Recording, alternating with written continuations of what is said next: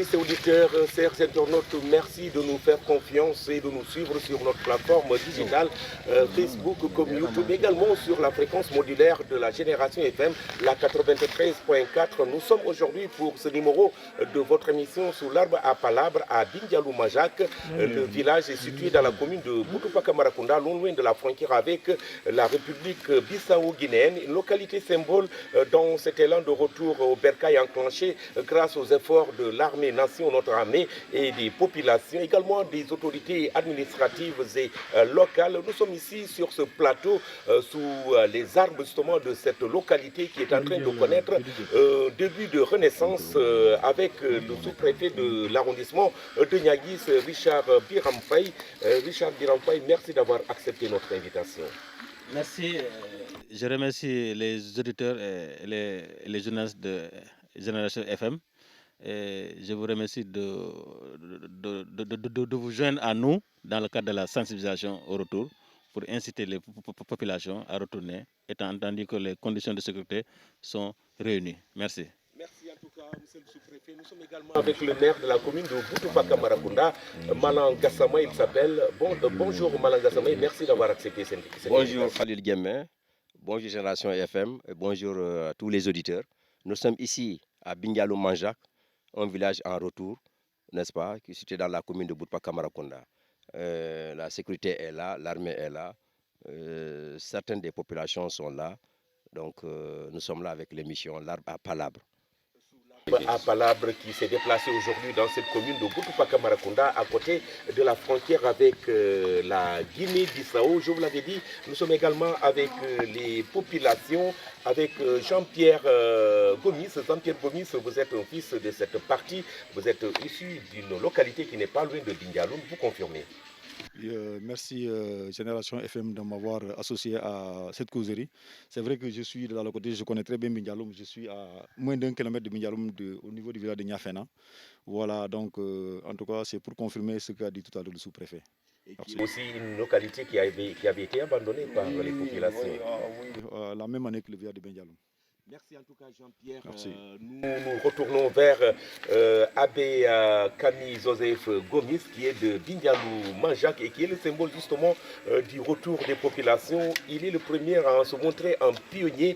Il a donc été le premier à se signaler. En tout cas, merci pour ce courage, Abbé. Donc, merci d'avoir accepté également cette invitation. Je rappelle que vous êtes également un acteur dans le processus de la paix en Casamance pour être justement le coordonnateur d'une ONG. Nous reviendrons sur tout cela au cours de cette émission, Abbé.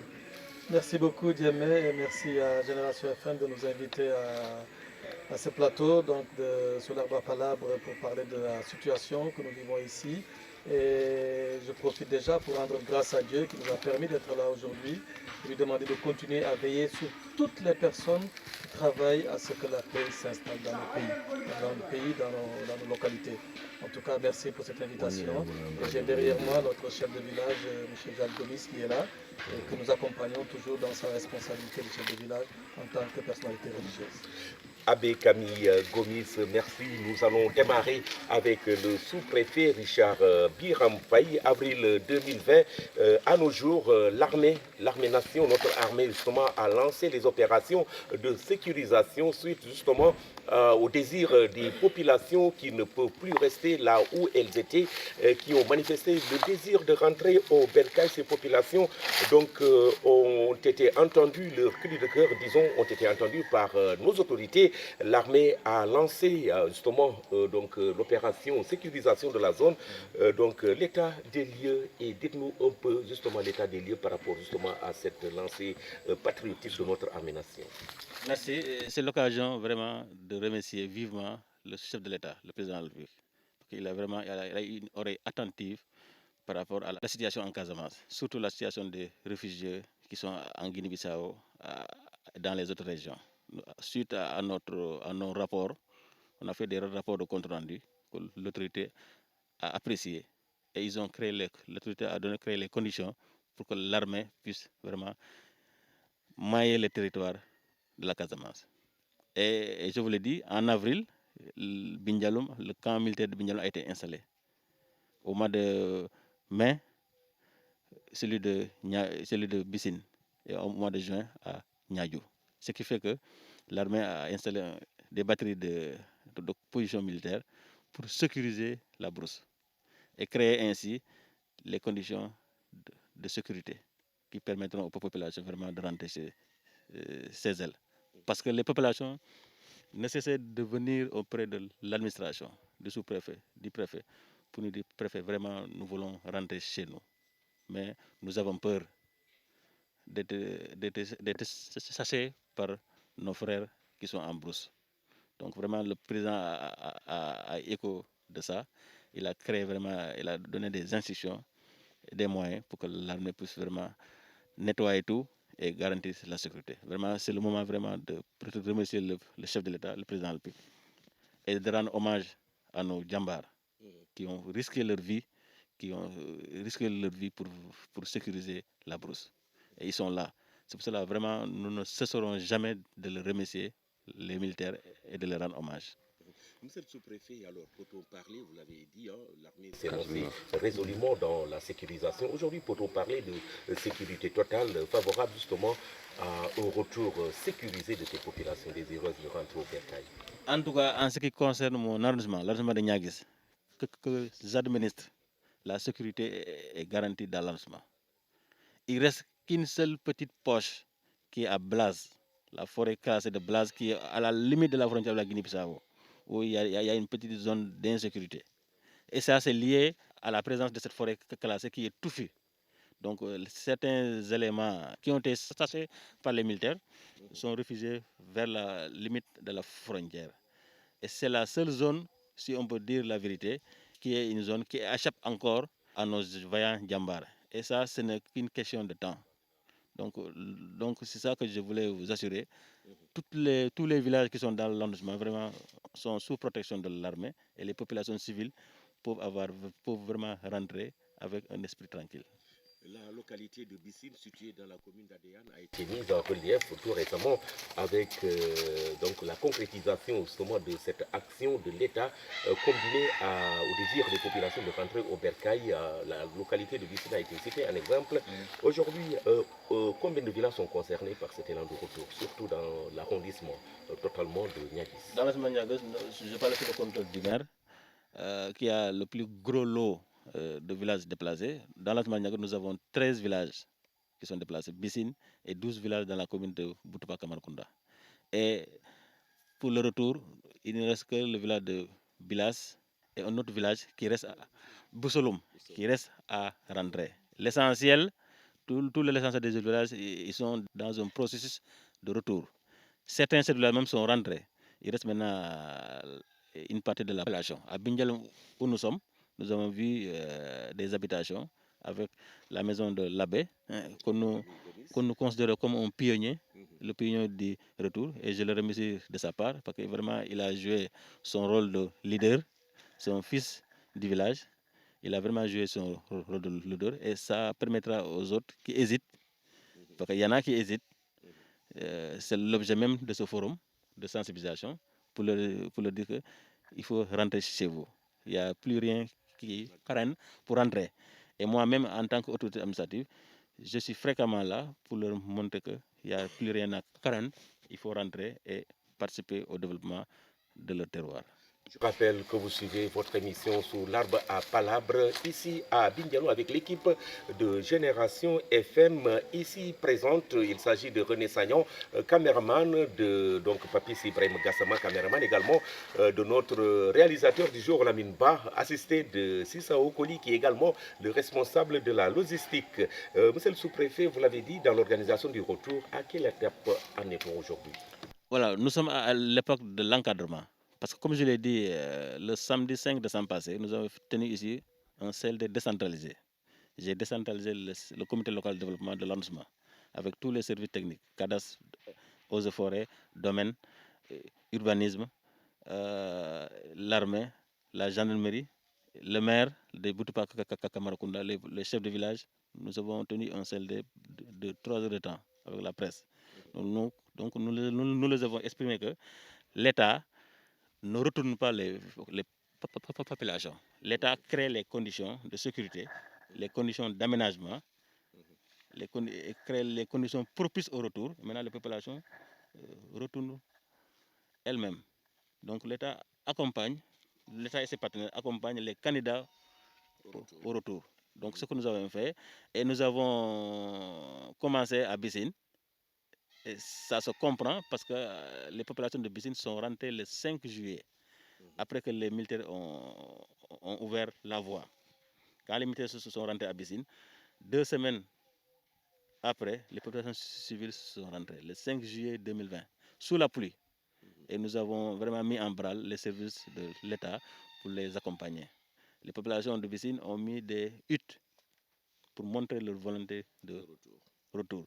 Et nous avons mobilisé l'administration, les ONG qui nous accompagnent, Shelter for Life, l'Union régionale Santé Yalla, la Fédération d'Imbaya et autres. On a cherché même des bâches pour les protéger contre la pluie. C'est à ce moment-là que le gouvernement a tenu un CRD pour vraiment mobiliser tout le monde.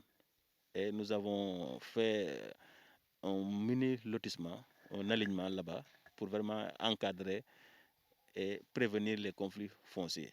Et ce plan de masse de lotissement, d'alignement des maisons, a été validé par le gouverneur avec le comité régional de développement. Et nous sommes à pied d'œuvre pour commencer à les aider à s'insérer. Et dans ce cadre-là même, que le PIMA, qui est rattaché au ministère du développement communautaire, a offert du matériel de construction d'une valeur de 40 millions, qui est du ciment, du fer, du ciment, du fer. Et j'ai réuni un comité local de sélection où nous avons sélectionné les ménages bénéficiaires selon le principe du retour effectif.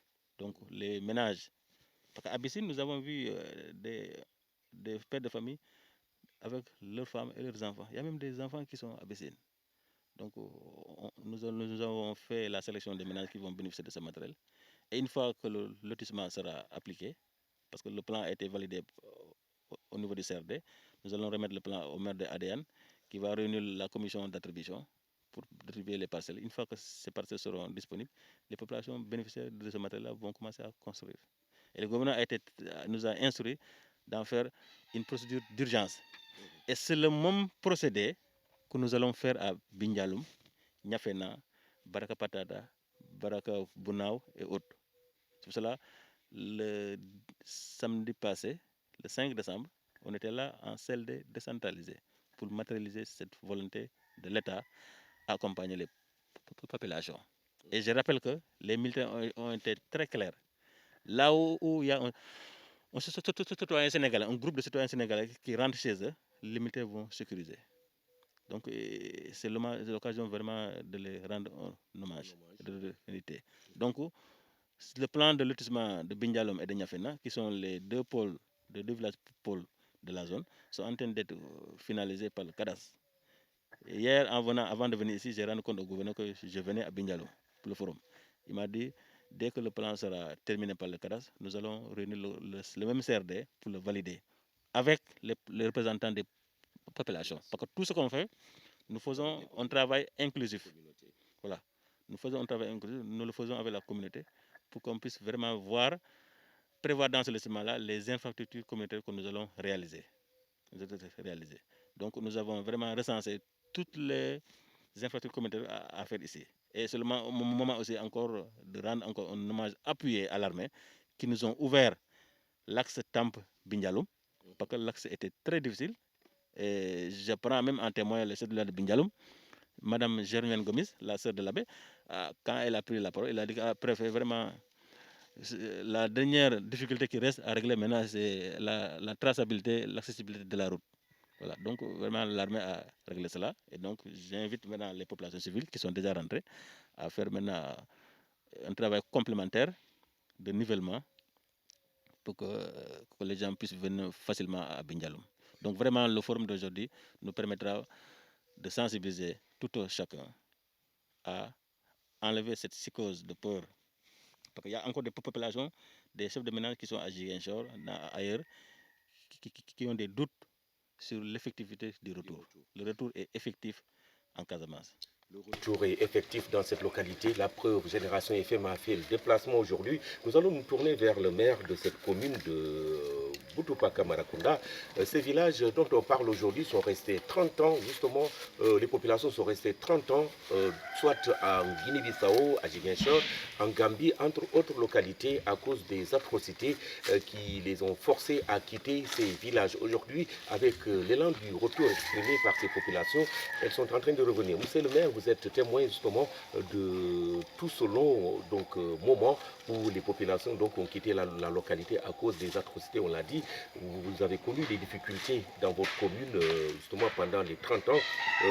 Aujourd'hui, la question est comment appréciez-vous cet élan et l'organisation d'ensemble pour le retour des déplacés? Merci Khasle Khalil. Vraiment, cette émission vient à son heure. Elle permet encore de sensibiliser les populations au retour, d'informer certains qui sont encore, qui hésitent à retourner au Bercail, que vraiment avec l'aide de Dieu et de nos autorités, vraiment la sécurité est vraiment assurée.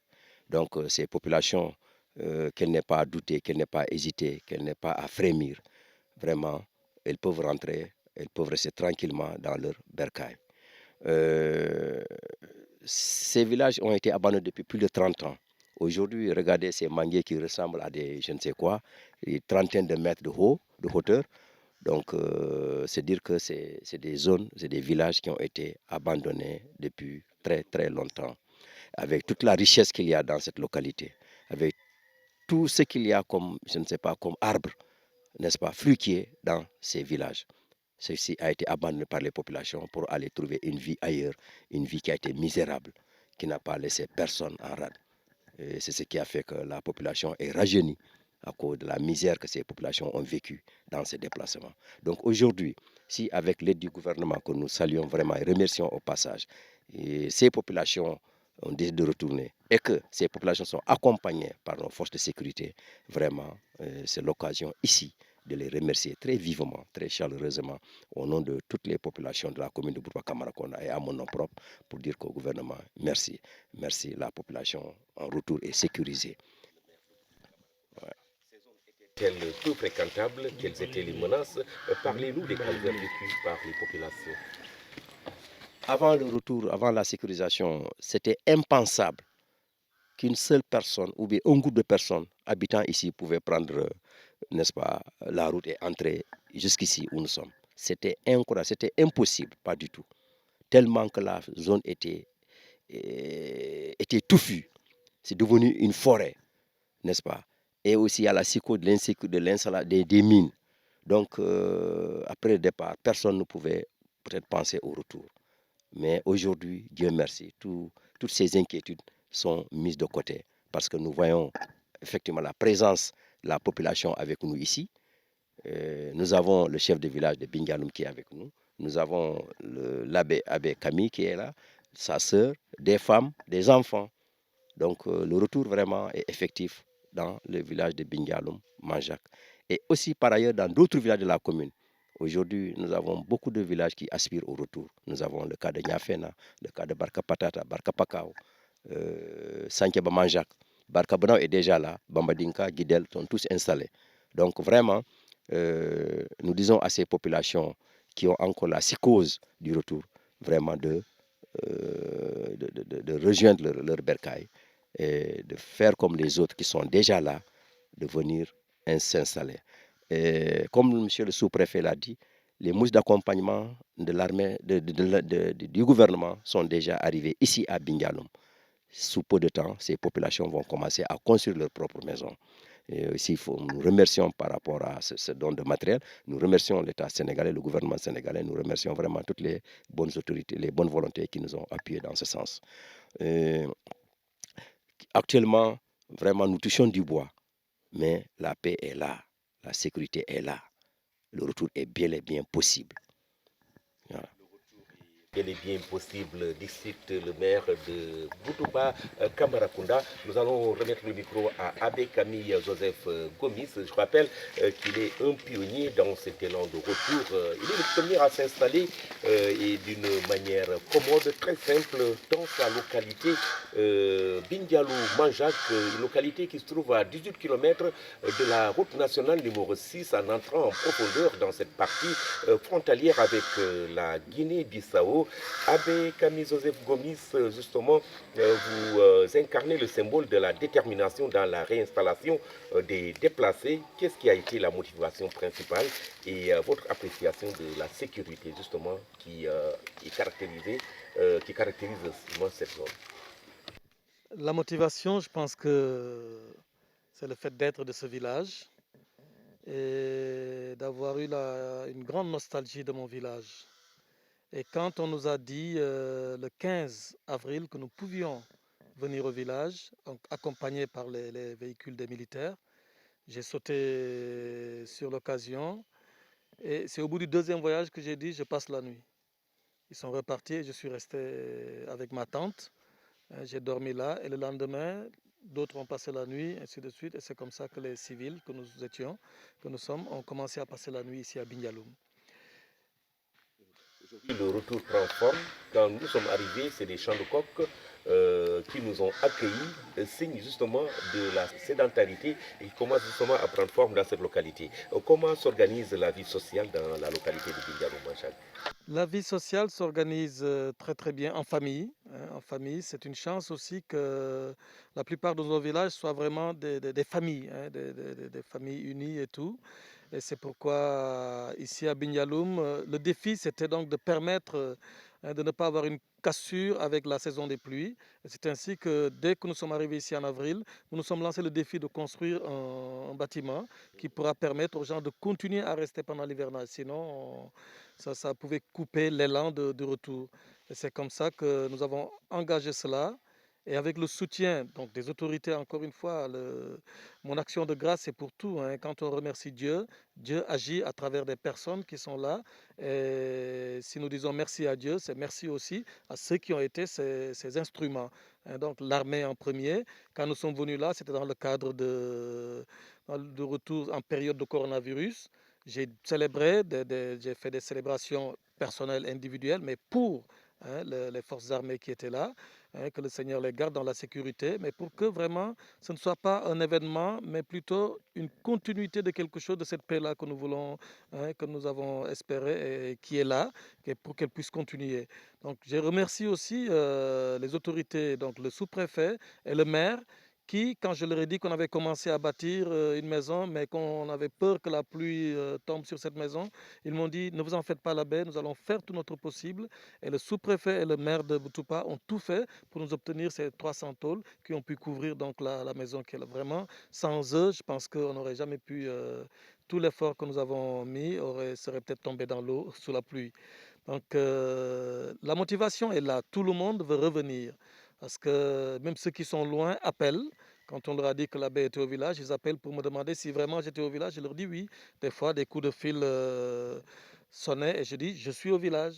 Donc je pense que cela va motiver plus d'un à croire que c'est possible pour revenir. Cette situation a été possible.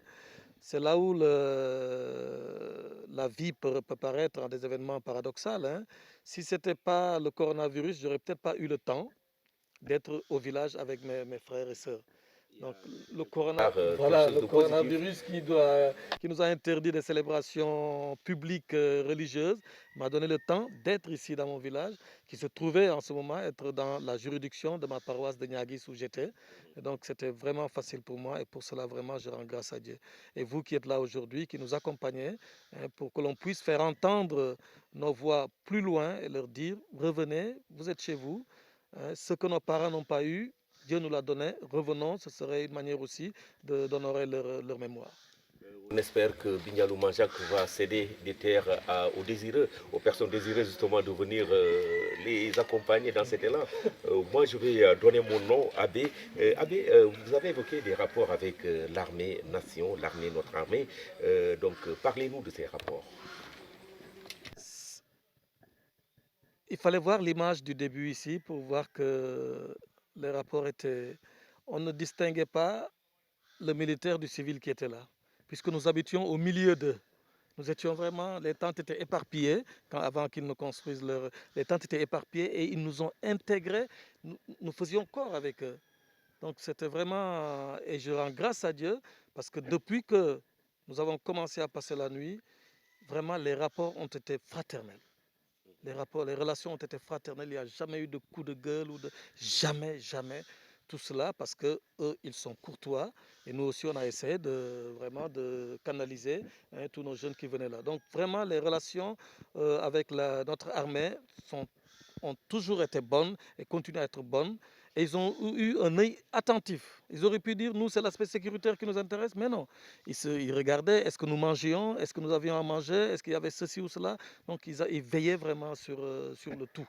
Sur le tout. Ça, vraiment, je ne peux que leur dire merci à eux qui étaient là avec nous, ceux qui étaient là avec nous, mais aussi à leurs autorités, leurs supérieurs que j'ai rencontrés et qui m'ont toujours montré leur sollicitude par rapport à ce que nous vivons ici et vraiment l'attention qu'ils accordaient à ce que nous vivons. Vraiment, c'est une armée-nation. Abbé Camille Joseph Gomis, je rappelle que vous êtes également le coordonnateur d'une ONG qui s'appelle Génération Non Violente et qui agit et qui s'investit pour davantage justement participer au retour de la stabilité dans la région naturelle de la Casamance. Abbé, quelle est la nature justement de l'accompagnement auquel s'attendent de retourner ici dans cette localité de la part de l'État du Sénégal, je rappelle? Merci. De la part de l'État du Sénégal, je dis toujours, l'État a fait. L'État a fait et je pense que nulle part on verrait cet accompagnement-là. Donc aujourd'hui, je dis merci à l'État, comme je l'ai dit tout à l'heure, aux autorités, donc le sous-préfet, le maire qui est là. Je pense qu'ils transmettront aux autorités supérieures de nos États, aux autorités supérieures des armées, qui ont fait des gestes, qui nous ont accompagnés. Aujourd'hui, je pense que on ne peut pas crier encore, on attend, on attend. Je pense que si nous mettons la main, nous, à notre place aussi, si nous mettons la main dans la pâte, je pense que l'État ne va jamais nous lâcher. Ne va jamais nous lâcher. Donc c'est pourquoi j'ai l'habitude de ne pas faire une litanie de demandes, de besoins ou quoi. Je dis non, si vous y allez, tout le monde verra que vous avez besoin de ça. Que de rester là à réciter une litanie. Voilà, l'État est là. Donc si on voit l'abbé construire une maison, les militaires voient que je construis une maison, le préfet saura que je construis une maison. Donc il viendra à mon aide. Que de rester là à dire je veux ça, je veux ça. Non, il faut que nous commencions, nous, à faire quelque chose pour que le soutien vienne accompagner. Et en tout cas, le soutien est là. Donc la présence militaire est venue, nous sommes présents et on se remerciait mutuellement. Quand nous disions merci aux militaires, ils nous disent non, c'est vous qui nous faites comprendre que ce que nous faisons est utile à vous. Si vous n'étiez pas là, on aurait l'air de quoi ici tout seul. Donc ils nous disaient, nous on vous remercie aussi parce que vous avez eu le courage de venir après nous et de vous installer. Donc vraiment, je pense que cette relation va continuer. Et aujourd'hui, mon souhait, c'est que nous puissions, en tout cas, dans le processus d'installation ou de notre village, nous puissions avoir les infrastructures qui, petit à petit, vont permettre aux uns et aux autres de croire et d'avoir le minimum de services qu'il faut ici pour installer leur famille. En tout cas, l'État, nous sommes très reconnaissants parce que ce n'est pas ondu, ce n'est pas ondu, mais ils l'ont fait. Ils l'ont fait parce que nous ne sommes pas les seuls citoyens qui sont dans le besoin. Donc ils l'ont fait et je pense que ça c'est vraiment preuve de sollicitude par rapport à ce que nous vivons ici. Merci à Abbé Camille Joseph Gomis. Nous reviendrons à vous avant la fin de cette émission. Jean-Pierre Gomis également du village. Rappelez-nous le nom du village, Jean-Pierre. Niafera, qui donc est dans cet élan de retour. Je rappelle également que c'est un grand volontaire engagé donc dans le comité régional de la Croix-Rouge. C'est donc de grandes personnalités dans le volontariat qui sont originaires de ces localités. Jean-Pierre, qu'est-ce qui a été qu'est-ce qui a plaidé pour cette décision de rentrer au Bercail? Bon, ce qui a plaidé pour la décision de revenir au village, moi je pense que mes présidents l'ont déjà dit. Il faut comprendre aussi que moi je crois que les gens ne sont allés que chez eux. Imaginez-vous, je l'ai toujours dit, surtout les gens qui sont déplacés depuis 29 ans, qui se sont retrouvés en Guinée, par exemple, qui sont à Ziguinchor. Je dis souvent, j'ai la chance de rencontrer souvent ces populations déplacées, aussi bien des villages de Bindialoum, de Niafena, de Barakapatata ou de Santhiaba Manjak. Mais vous les trouvez, je cherche souvent une expression pour dire qu'on les a transformés, je ne sais pas, en tracteurs ou en ouvriers agricoles. Vous vous rendez compte? Vous allez en Guinée-Bissau, qu'est-ce qui se passe au niveau de la frontière? On vous montre une brousse, on vous demande par exemple de faire votre mille. Donc vous nettoyez, et ensuite maintenant on peut vous dire le lendemain, on s'était trompé, vous pouvez aller quelque part. Donc pendant toutes ces années, ces populations ont travaillé comme ça. Si aujourd'hui ces populations, voilà, ces populations ont vraiment la chance de revenir chez eux, je pense qu'il n'y a pas mieux motivation que ça. Donc c'est ce qui a vraiment donné l'élan.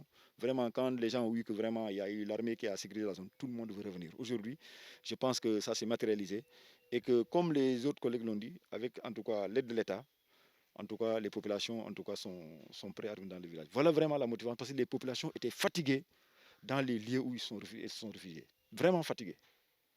Le sous-préfet Abekami Gomis et même le maire, ils ont évoqué justement les efforts de l'État pour permettre aux populations de rentrer. Y a-t-il des préalables justement pour davantage justement pousser les populations, les inciter à rentrer au bercail?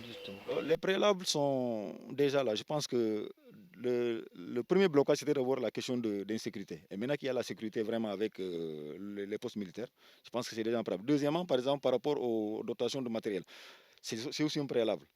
Aujourd'hui, je crois qu'à l'espace de 2 semaines, on a reçu la visite de deux visites des autorités, le sous-préfet, la mairie, vraiment les autres partenaires. Je pense que déjà, il y a des partenaires qui viennent. Voilà. Donc je pense que déjà les preuves sont là. Maintenant, il appartient aussi aux populations quand même de manifester vraiment leur volonté. Et je pense que, comme Abel a dit tout à l'heure, dès que nous sommes là, je pense que les gens vont toujours continuer à nous accompagner. Donc je pense que, à mon avis, les preuves sont là. Et de jour en jour, on a vu aussi les autorités administratives et locales, en tout cas, continuer à aider les gens. Quand on venait la semaine dernière, le week-end dernier au niveau de Bindialoum, la route Tamp Bindialoum n'était pas ouverte. C'était difficile même de passer à vélo. Aujourd'hui, je pense que même 2 véhicules peuvent vraiment prendre cette route-là. Je pense que maintenant les prières sont là. Il nous appartient, nous, population aussi, vraiment de continuer parce que ce n'était pas forcé quand même. Peut-être que les gens ont eu à retourner dans leur localité. Ils n'ont pas peut-être eu ce que nous avons eu au niveau de la zone. Et je pense que voilà, en tout cas, les préalables. Et nous prions aussi que les populations reviennent en masse et que l'État continue toujours en tout cas à avoir en tout cas une oreille attentive pour la localité.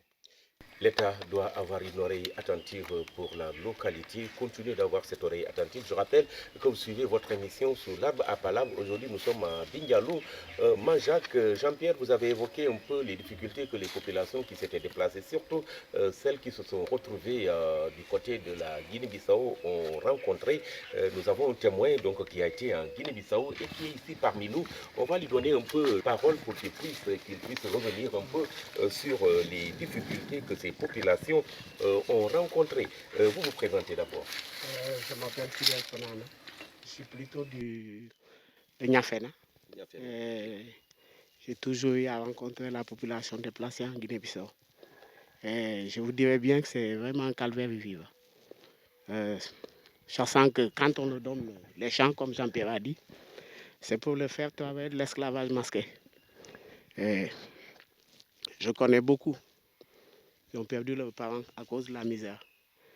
Ça fait 30 ans, certains n'ont jamais connu de l'eau potable. Et ils continuent à vivre comme ça.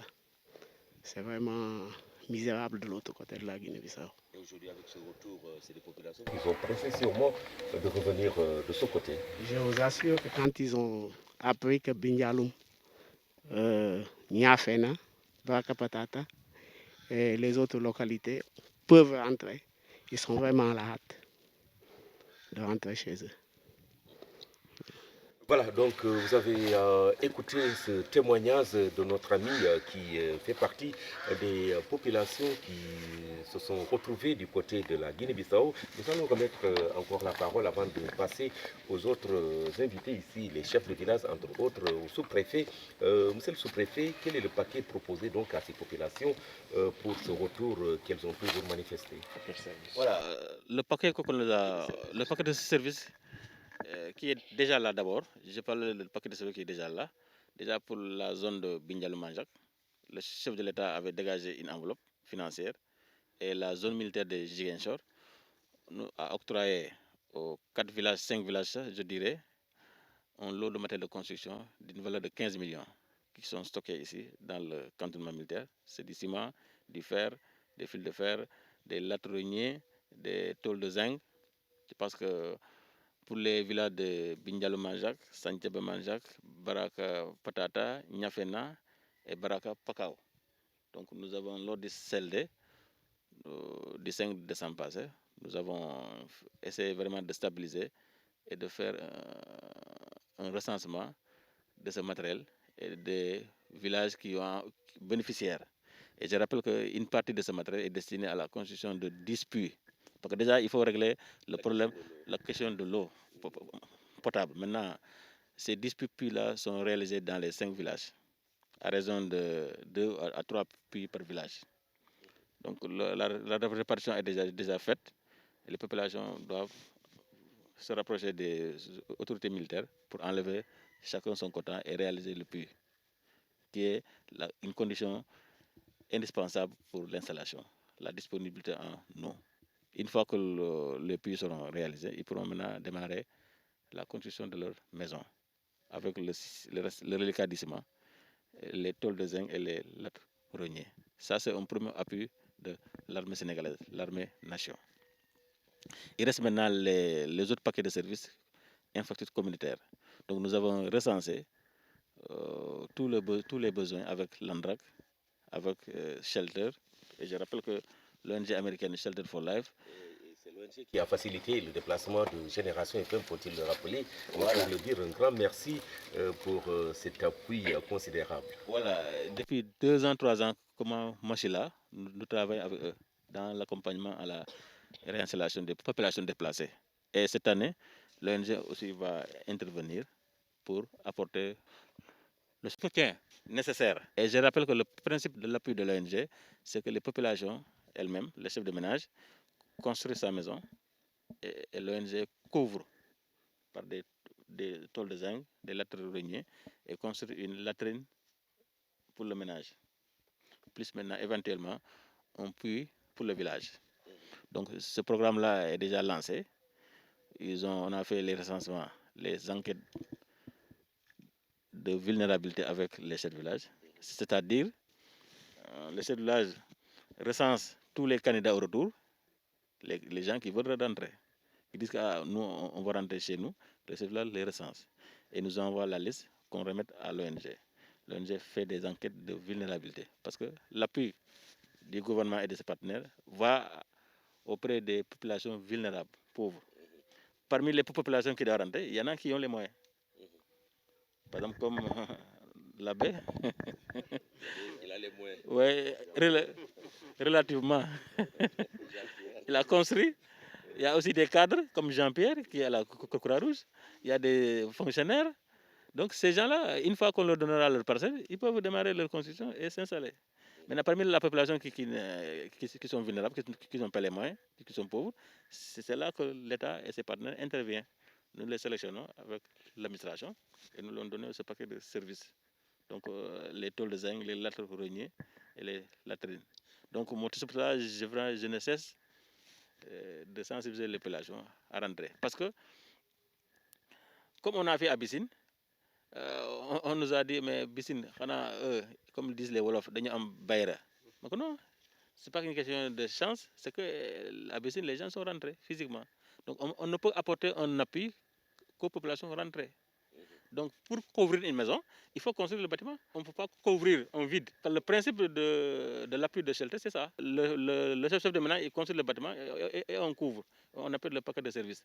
Au-delà de l'appui individuel des ménages, maintenant il y a des infrastructures communautaires qu'on doit installer.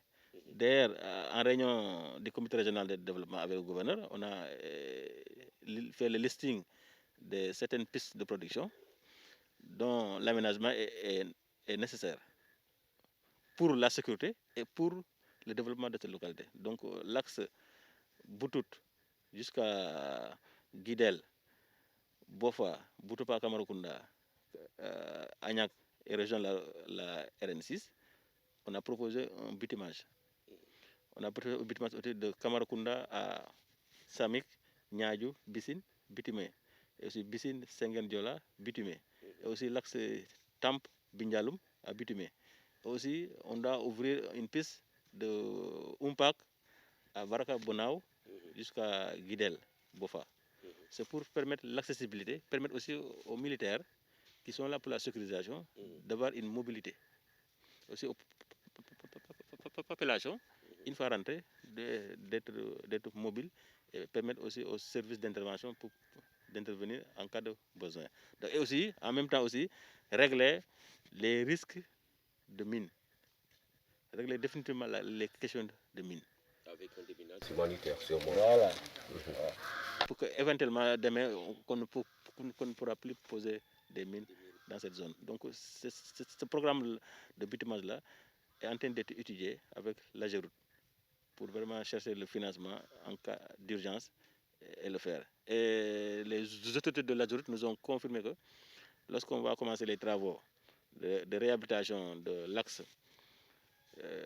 Gambie, Ziguinchor, Umpak, ils vont nous faire l'axe Umpak, Barakabounao, Guidel, Bofa. Pour déjà dégager, désenclaver cette zone-là. Parce que les populations de Umpak, Bourofay, les deux Bourofay là, pour venir à Boutapa Kamalkunda, pour chercher des extraits de naissance, ou bien assister à des réunions de conseil municipal, ou bien des réunions communautaires, ils sont obligés de faire le grand tour. Presque avec 60 à 70 km.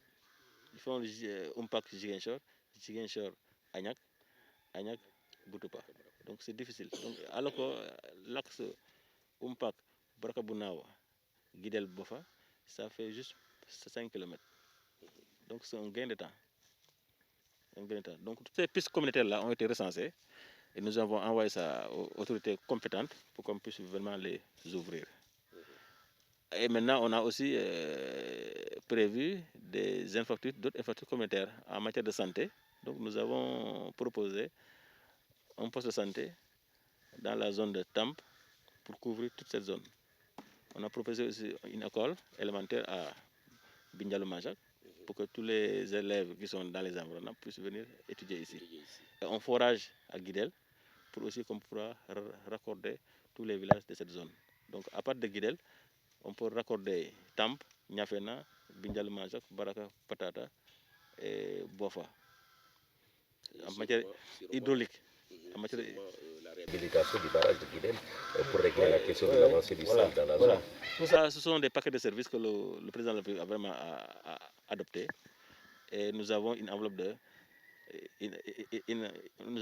12 milliards pour réhabiliter le barrage anti-sel de Guidel, autour du pont de Niagis. Le projet est déjà mis en place et les études ont été déjà validées. Nous n'attendons que le démarrage du projet. Parce que ce sera une chaîne de valeur eau. Tout ce qui est revitalisation des vallées de cette zone-là seront faits. La réhabilitation de ces vallées sera faite et les gens pourront renouer avec le maraîchage, l'agriculture, même la pêche aura un impact positif là-dessus. Parce qu'avec la salinisation, le poisson s'est fait rare dans cette zone. Donc avec la réhabilitation de cette vallée-là, de ce barrage anti-sel, vraiment, l'État va créer les conditions vraiment du retour de l'activité agricole intensive. Donc il y a un certain nombre de paquets que le gouvernement a prévus. Mais ce qui pourra encourager la réalisation de ces paquets de services-là, c'est le retour effectif des populations. Parce que l'État aussi ne peut pas investir beaucoup d'argent dans une zone qui n'est pas habitée. Donc les populations ne se limitent pas seulement aux vœux pieux. Monsieur le préfet, monsieur le maire, là-bas, je veux rentrer et tu restes toujours à Ziguinchor ou bien tu restes toujours en Guinée-Bissau. Il y a une situation aussi qu'il faut relever, des gens qui se déclarent candidats au retour et puis après la construction de leur maison, ferment les maisons pour aller rester à Ziguinchor. Voilà. Est-ce que cela ne peut pas justement enfreindre, être un obstacle justement à cet élan de retour au Bercail? Oui, nous avons même souffert de ce problème-là parce que pour le projet 2018-2019, le shelter a eu à couvrir des maisons à Guidel, des maisons un peu partout dans certains villages, et les bénéficiaires ne les ont pas occupés. Ce qui fait des refuges à des brigands, et ça complique le travail des militaires. Donc vraiment, cette année, on s'est entouré de garanties pour dire on ne couvrira que les maisons dont leurs propriétaires sont rentrés. Donc c'est pour permettre, c'est pour éviter de construire des maisons de campagne qui vont servir uniquement à des campagnes de noix de cajou. Après, leurs bénéficiaires vont retourner à Ziguinchor pour faire autre chose. Donc vraiment, nous allons concentrer nos paquets de services pour les populations et effectivement rentrer. C'est pour cela que je ne cesse de montrer en exemple, les populations de Bissine qui sont rentrées avec femmes et enfants. D'ailleurs même, on a ouvert même l'école de Bissine cette année. Il y a déjà un enseignant qui est affecté là-bas et qui sera secondé, accompagné par les volontaires pédagogiques. Volontaires pédagogiques, ça veut dire parmi les populations qui sont rentrées, il y a des instituteurs à la retraite, des infirmiers à la retraite qui ont pris l'engagement d'encadrer les enfants. Donc que les autres villages aussi fassent de même. Merci. Monsieur le sous-préfet Richard Birampaï, nous allons profiter de cet instant. Je rappelle que vous suivez votre émission sous l'arbre à Palabre pour interroger le chef de village de Bingalou Manjak. Il est là avec son masque, une façon de se protéger, il se prémunir de la Covid-19. Monsieur le chef de village, présentez-vous. Je m'appelle Jacques Gomis, chef de village de Bingalou Manjak. Je suis vraiment très content d'entendre tout ce que les collègues ont parlé. Et je ne vais plus répéter ce qu'ils ont dit. Ce que j'ai à dire, c'est tout simplement remercier les autorités et les militaires aussi qui m'ont vraiment accompagné. Dès leur premier jour, dès leur arrivée ici, le premier jour, ils m'ont appelé en me disant « Jacques, nous sommes chez toi. Maintenant, faites tout. Et venir avec les populations. » J'ai contacté tout le monde, les gens étaient là en masse, les gens étaient nombreux. Et maintenant, c'est comme ça que nous avons continué.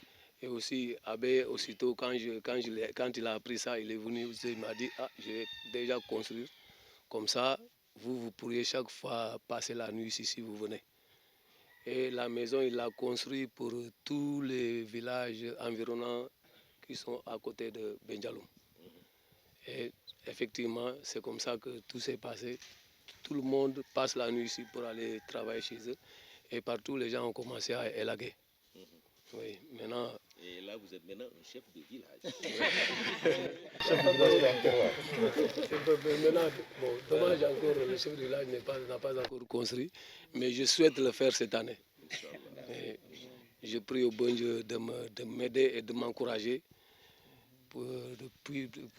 afin que je puisse avoir des moyens de construire.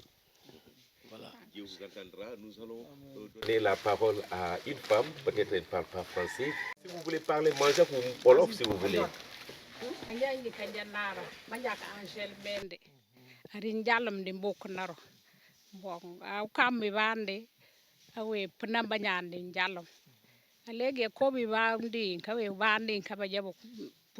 Buka dimbalirin jan jaka wite o chaki nja banya kontanir mak nya puret plok bukul jaka jana simbate no mobarinja jaka wite ke chiring taba basinja gibarongi bok ninja aba chingrot nor banya nor luas di prasa pour faire location ka persi bukul mak.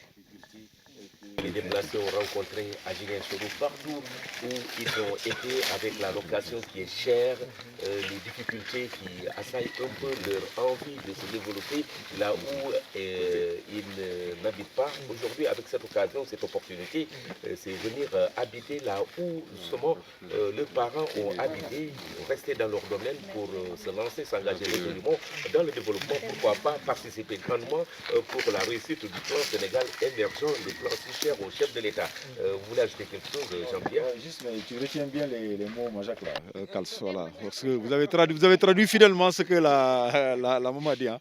Oui, c'est ce qu'elle a relevé. Elle vous dit que vraiment, puisqu'il y a actuellement la sécurité, c'est une grande fierté pour elle de revenir et vraiment être à l'aise chez ses parents. Parce qu'à Ziguinchor, oui, effectivement, comme vous l'avez dit, c'est la souffrance, c'est la location. Vous voyez, combien de fois c'est difficile de supporter cela. Merci. Nous allons donner la parole au chef de village de Barka Patata, représentant du chef de village. Il y a beaucoup de barkas sur la zone. Barka Manao, Barka Patata, Barka... Voilà, ça signifie quoi? Il faut nous expliquer, nous dire. Je suis de Baraka Patata, représentant du chef du village de Baraka Patata. Je m'appelle Louis Gomis. Je salue tout le monde, toutes les personnes qui sont là aujourd'hui. Je remercie l'abbé Joseph Camille Gomis de son œuvre. Je remercie d'abord le défunt son père Paul Gomis. Chez les gens entendent Bindialoum, c'est grâce à l'œuvre de Monsieur Paul Gomis, père de Joseph Abbé Camille Gomis. Parce qu'il a fondé, c'est lui le premier fondateur de l'école de Bindialoum, Manjac. En 1961, par le catéchisme, je fus son premier élève. Et jusqu'à il a œuvré, jumelé les 5 villages, Bindialoum Manjac, Baraka Patata, Niafena, Santiago Manjac et Baraka Pokao. C'est grâce à ce geste qui est eu dans la région de Casamance qu'il y a dislocation de toutes les populations. Mais depuis 1990, je suis réfugié en Guinée-Bissau avec ma famille. Et je vis en Guinée-Bissau jusqu'à nos jours.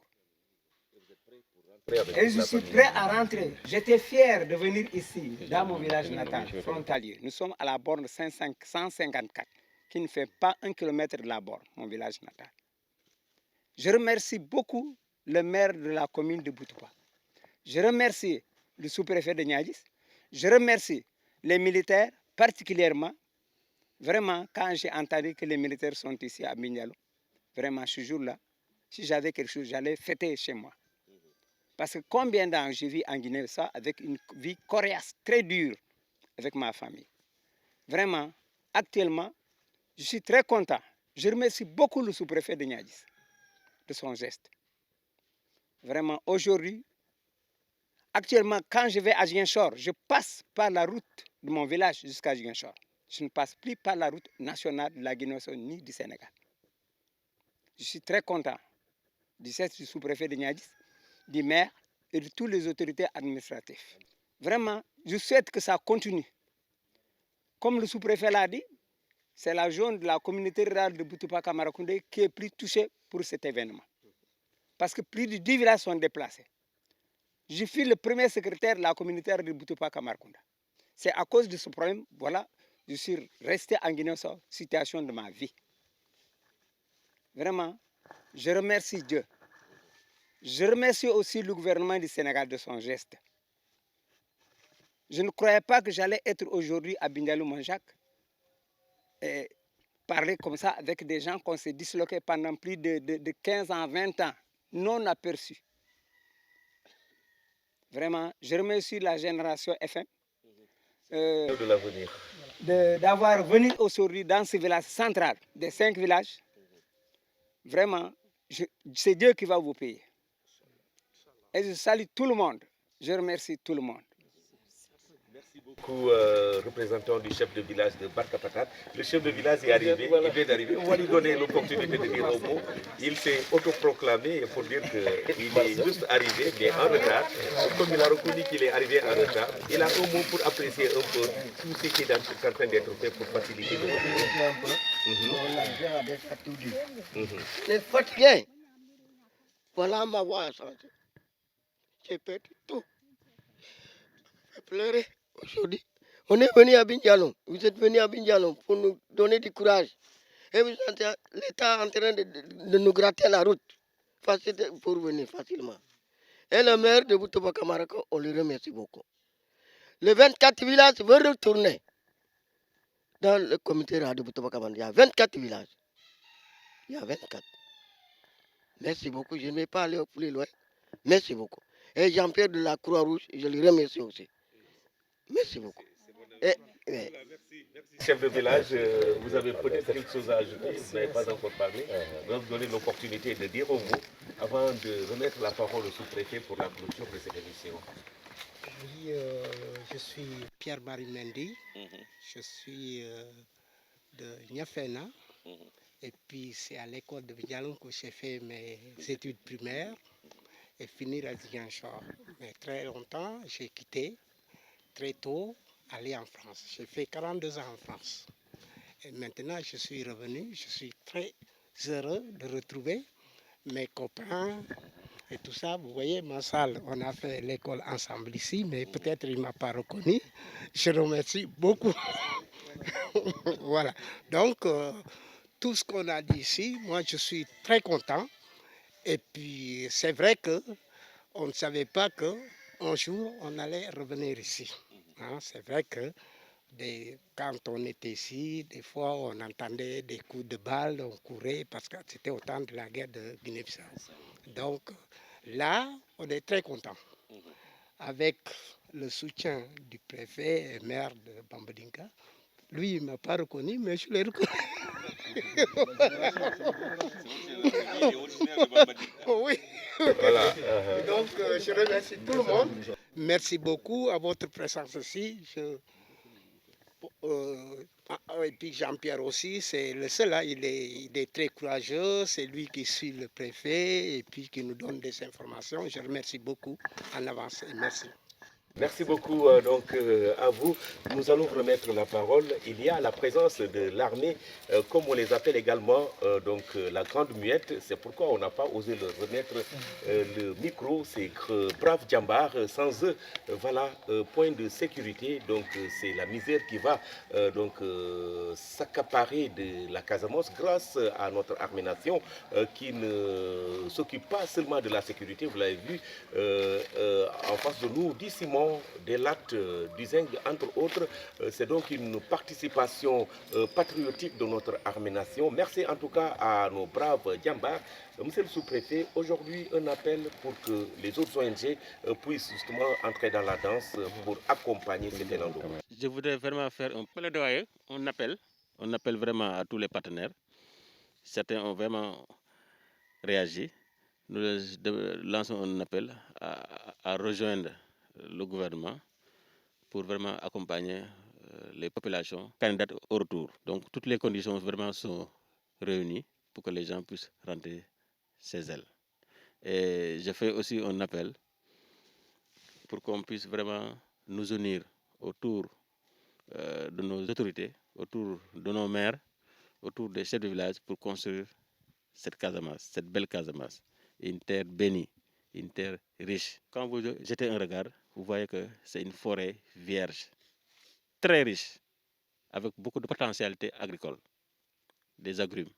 Donc une terre à reconstruire, à exploiter judicieusement. Donc c'est pour cela vraiment l'État a mis un paquet de services, les ONG, les projets PPDC, les projets PDRS, les projets Provol, qui nous a permis vraiment l'aménagement de blocs maraîchers à Bissine et dans certains villages déplacés. Donc nous allons vraiment essayer de monter un projet de développement pour cette localité. Et j'insiste aussi auprès des chefs de village et des populations rentrées à davantage augmenter les plantations de mangue et d'anacarde.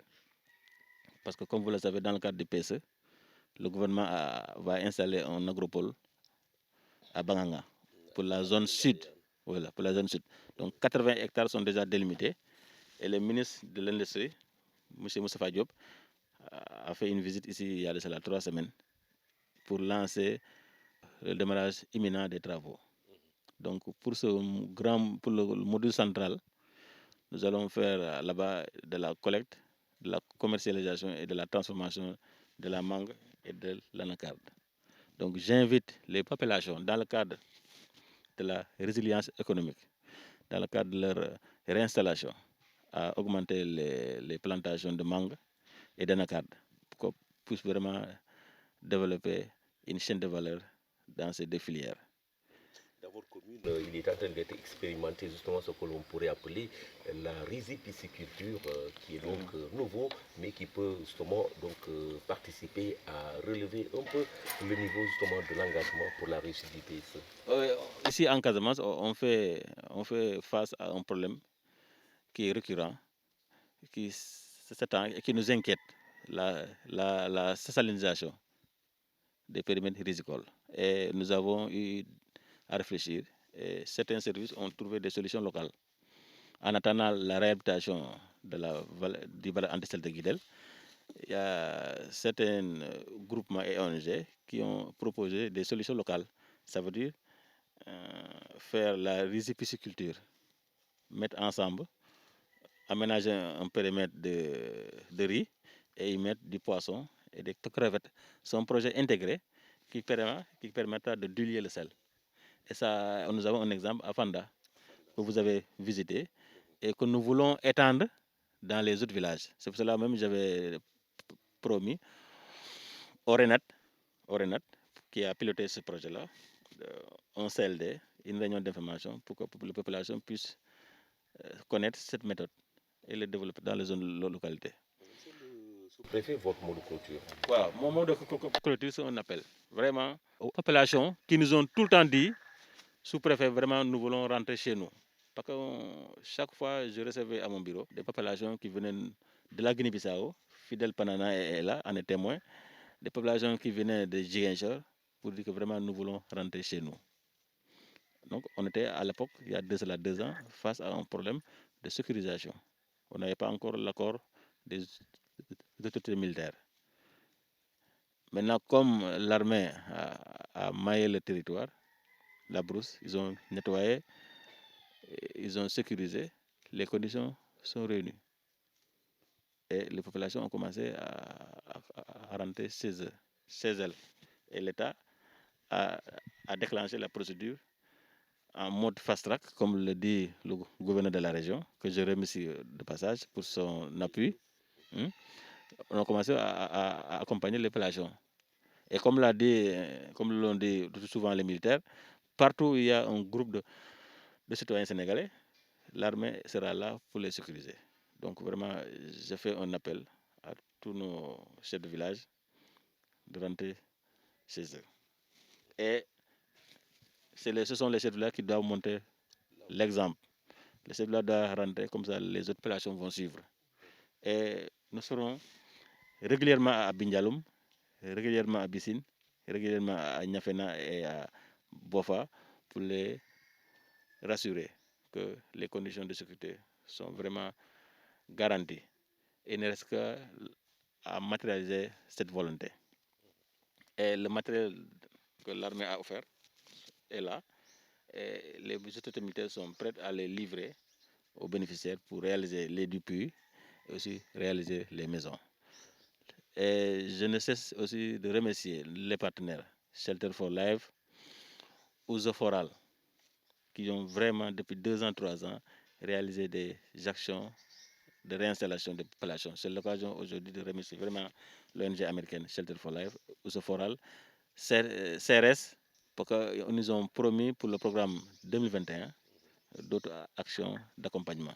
Donc, je réunirai le comité consultatif pour valider les enquêtes de vulnérabilité pour les bénéficiaires de l'action de Shelter et du CRS, et des actions seront réalisées à partir de ce moment. Donc, l'urgence maintenant, que les candidats qui sont prêts à rentrer, c'est de construire les bâtiments. Donc, la semaine prochaine, nous donnerons le CRD pour valider le plan de lotissement de Bignaloum et de Niafena, qui va intégrer certaines infrastructures communautaires. Nous allons livrer les parcelles au maire de Boutoupa, parce que tout ce qu'on fait, nous le faisons en phase avec la réglementation. Nous voulons respecter, même si on est en phase d'urgence, de fast track, nous voulons respecter la procédure administrative. Parce qu'en matière de lotissement, c'est le maire et la commission d'attribution qui affectent les parcelles. Et nous prenons toutes les dispositions pour que les populations autochtones soient disposées de leurs parcelles et que les autres parcelles qui resteront seront réservées. Au fur et à mesure que les gens rentrent, nous leur affecterons leurs parcelles pour qu'on puisse vraiment anticiper sur les conflits fonciers. Parce qu'on nous a signalé souvent des infiltrations des populations guinéennes qui viennent exploiter les ressources naturelles de la Casamance. Et ça, nous voulons mettre un terme à ça pour que les ressources naturelles, les richesses de la Casamance puissent profiter aux populations autochtones. Et le gouvernement vraiment vous demande de répondre à l'appel du programme de sécurité alimentaire.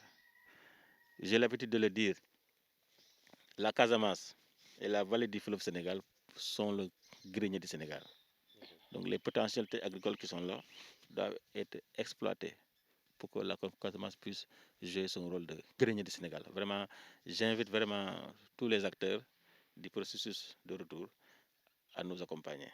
Et le dernier appel que je lance, vraiment, c'est la réconciliation.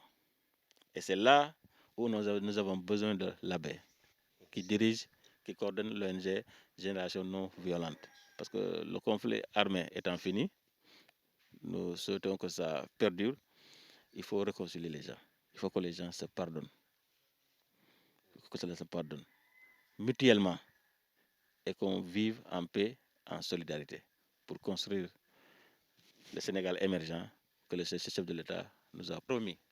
Vraiment, c'est l'appel que je lance. Merci. Merci beaucoup, Richard Biram Faye, votre doléance. Il l'a dit, il est en train de le faire en collaboration avec la presse.